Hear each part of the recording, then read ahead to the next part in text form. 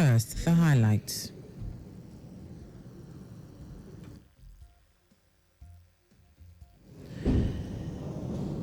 Governor Sanwo-Olu Dangote flag off distribution of 80,000 bags of 10 kilograms rice to vulnerable Lagos residents. NNPCL denies adjustment of petrol, diesel pump prices. On the foreign scene, divers recover 2 bodies in rescue effort after collapse of Baltimore Bridge. And in sport, Super Eagles to shift focus to 2026 FIFA World Cup qualifiers. Now the details. I am Dele Agadumo.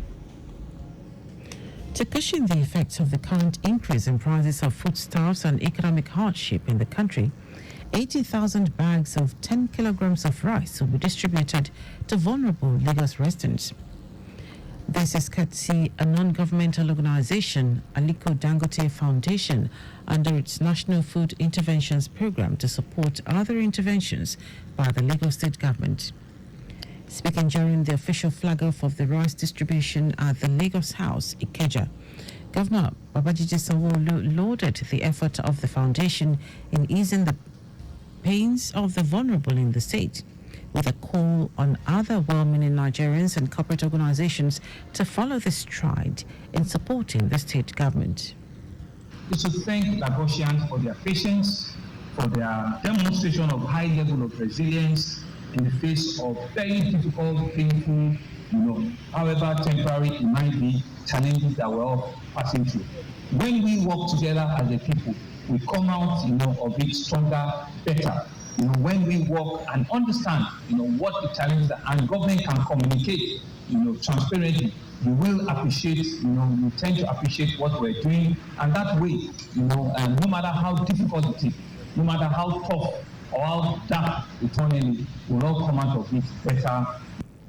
Chairman of the foundation, Aliko Dangote, who noted that the food interventions began 30 years ago as Ramadan initiative, but extended due to the country's current situation, said 1 million bags of 10 kilograms of rice will be distributed across the country before the end of Ramadan.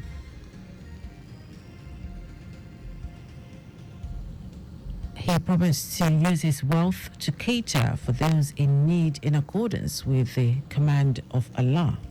We believe that every individual, regardless of their circumstances, deserves the opportunity to thrive and succeed. In times of hardship, it is imperative that we stand together as one people, one community,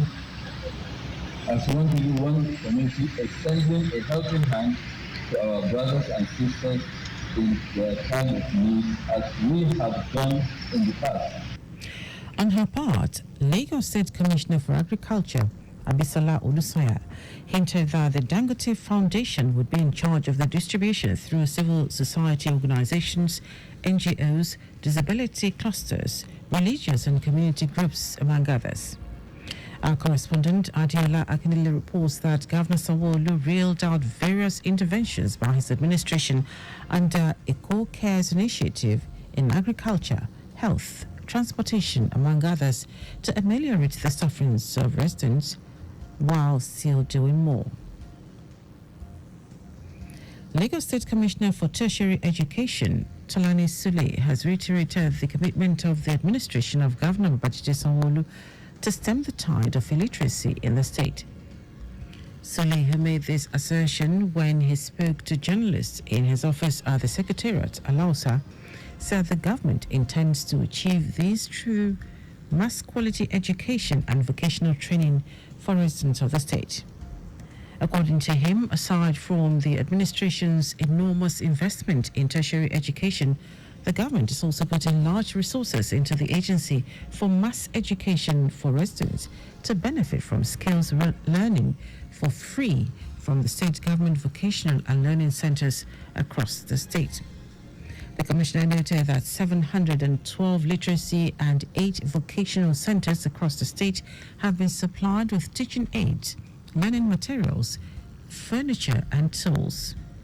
He added that between the year 2020 and now, over 124,000 students were enrolled and over 115,000 graduated from the Agency for Mass Education Centers within the same period. The Lagos State Independent Electoral Commission, LASIC, says it will continue to organize crucial programs that will combat voter apathy in the state. Permanent Secretary of LASIC, Leila Uki, highlighted the significance of 2024 as a pre-election year, noting that LASIC, under her leadership, is working tirelessly to ensure active participation in the electoral process to uphold democracy.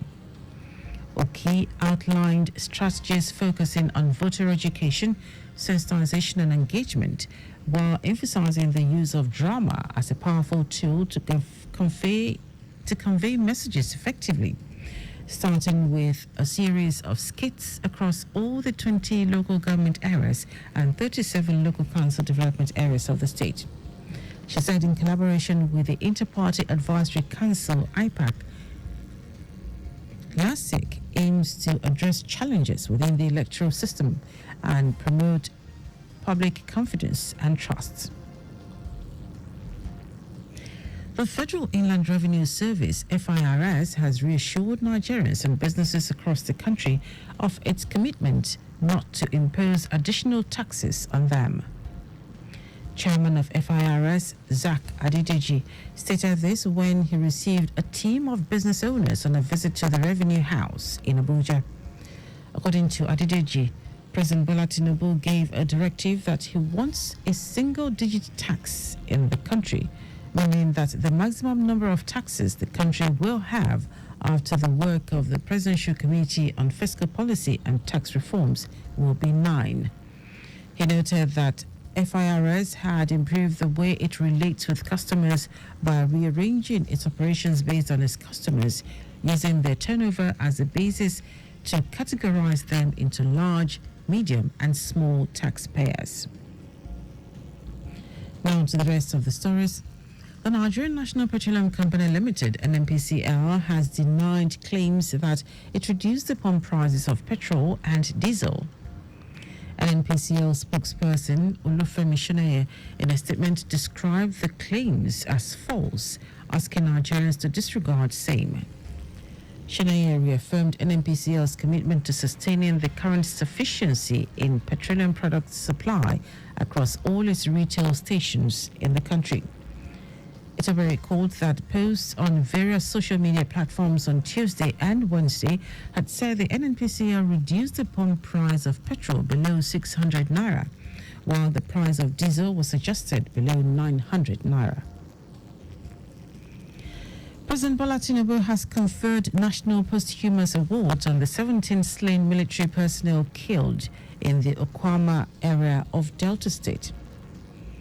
At the burial of the officers and soldiers at the military cemetery, Abuja, the president also announced scholarships and house gifts for the children and families of the slain military personnel.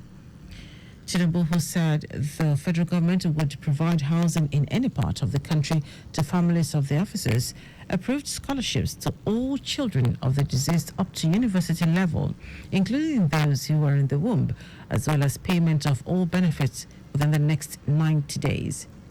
4 slain officers were awarded the honor of members of the Order of the Niger, MON, while 13 others were honored with officers of the Federal Republic, OFR medals. Meanwhile, the Defense Headquarters has declared 8 persons wanted over their roles in the recent killing of 17 military personnel in Delta State. The military released the list at a briefing in Abuja. On March 14, 17 soldiers were killed in the Okwama community during a peacekeeping mission to mediate in the lingering dispute with Okolaba community in Delta State. And now to foreign news. The bodies of 2 people have been recovered from a red pickup truck which was underwater where the Baltimore Bridge collapsed. 8 construction workers were on the bridge when a ship struck it, plunging them into the waters below. Two of the workers were rescued on the day, but the search continues for the other four, all presumed dead.